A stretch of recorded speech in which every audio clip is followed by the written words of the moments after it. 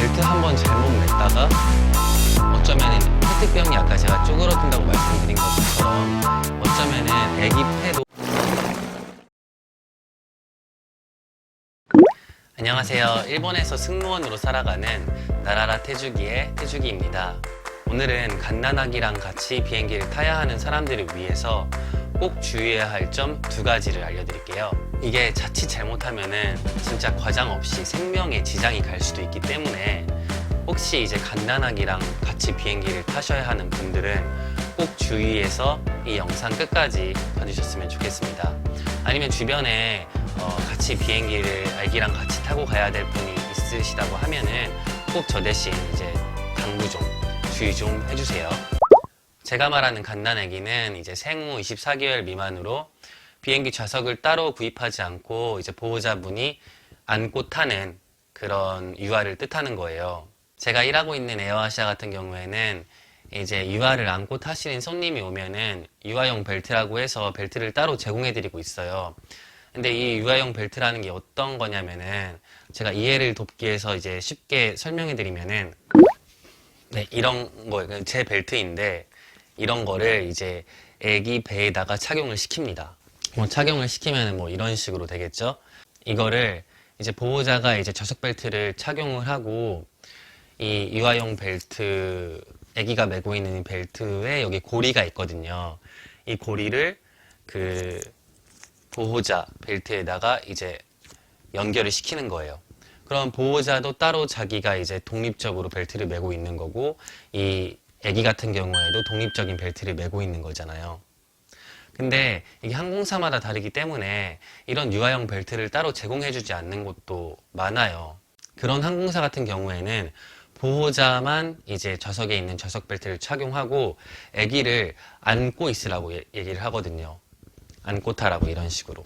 근데 여기서 문제는 그게 더 안전해서라고 생각해서인지는 모르겠는데 아기를 자기 좌석 벨트를 늘려가지고 자기가 메고 있는 좌석 벨트를 늘려서 아기랑 같이 이렇게 메고 계시는 분들도 계세요. 간혹 가다가. 그렇게 되면은 좌석 벨트 하나에 이제 나랑 자기 자신이랑 아기랑 이제 같이 메고 있는 거죠. 근데 이게 정말로 위험한 행동이에요. 제가 일하고 있는 에어아시아 같은 경우에는 아까 말씀드렸다시피 이제 유아용 벨트를 따로 지급해 드리는데도 불구하고 꼭 간혹가다 이렇게 매시는 분들이 계세요. 아기랑 같이 벨트 하나로. 근데 이게 왜 그렇게 위험한 행동인지를 제가 지금부터 설명해 드릴게요. 이제 비행기라는 게 이륙할 때랑 착륙할 때를 포함해서 아니면은 이제 하늘을 날고 있어도 항상 흔들릴 수 있고 아니면 크고 작은 충격이 올 수 있는 거잖아요.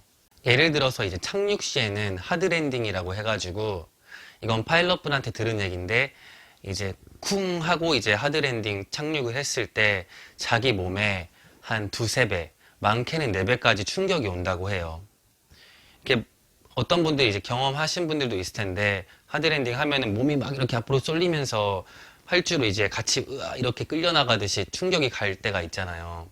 그럴 때 자기 몸에 2~3배, 많게는 4배까지 이제 내 몸이 충격이 받고 있는 거라고 생각하시면 되세요. 근데 그 말은 즉슨 애기랑 같이 이렇게 좌석 벨트를 메고 있으면은 그렇게 하드 랜딩을 했을 때 내 체중의 2~3배, 제가 지금 60kg거든요. 그러면 한 180kg까지 이 애기 허리에 충격이 다 쏠리는 거죠. 여기가 이렇게 눌리는 거죠. 이게 벨트라고 하면은 같이 메고 있으면은 이런 식으로 애기 배를 180kg로 짓 누르고 있는 게 되는 거예요. 정말로 이런 일이 생기면은 안 되겠지만 자칫 잘못하면은 벨트 한 번 잘못 맸다가 어쩌면은 애기한테 생명에 지장이 갈 수도 있는 거잖아요.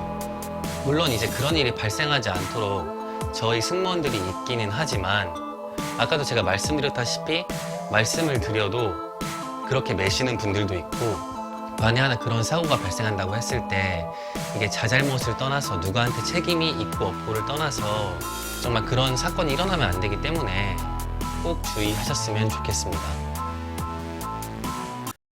I never made it, but I know what it takes. I'm motivated by a mix of emotion. Got my statement, and I 그리고 갓난아기랑 비행기를 탈 때 주의해야 될 점 마지막 한 가지 더 말씀드릴게요.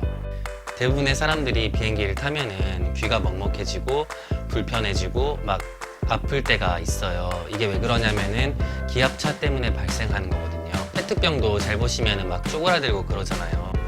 이제 성인들도 기압차 때문에 귀가 아프고 먹먹해지고 심하면 이제 항공성 중이염까지 걸리게 되는데 그러면 아기들한테는 어떨까요? 대부분의 항공사에서도 그렇고 대부분의 나라에서도 그렇지만 항공법으로 생후 일주일 이내의 아이들은 비행기 타는 게 금지되어 있어요.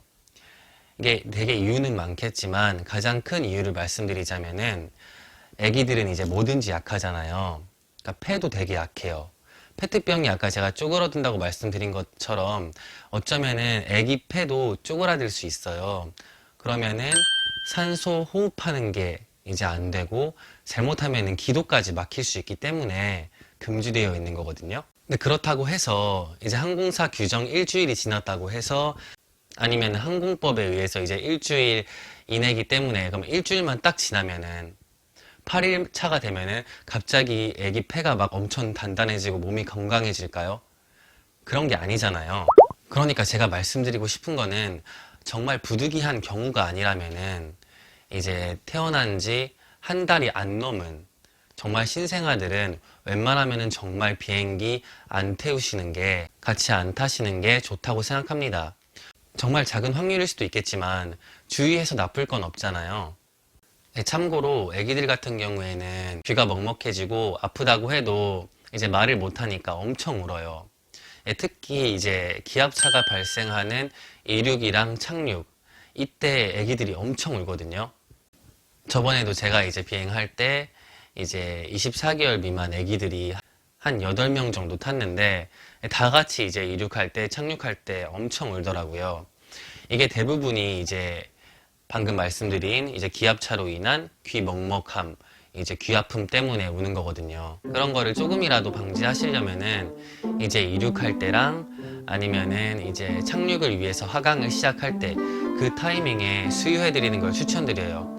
어른들한테도 그러거든요. 이제 귀 먹먹하고 하면은 침 삼키세요, 아니면 하품하세요, 아니면은 이제 음료수 뭐 마실 거 드세요, 이런 식으로 어른들도 그렇게 해가지고 귀 먹먹함 증상을 완화하기 때문에 애기들도 마찬가지로 제가 말씀드린 이제 이륙 시 아니면은 착륙을 위한 하강 시에 수유를 하시면은 어느 정도 많이 완화될 거라고 생각합니다.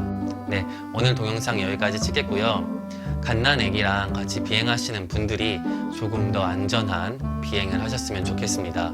구독까지는 안 바라니까 좋아요라도 꼭 눌러주시고 궁금한 점 아니면 제가 찍어주었으면 하는 컨텐츠가 있으시면 여기 댓글에다가 꼭 남겨주세요. 그럼 안녕.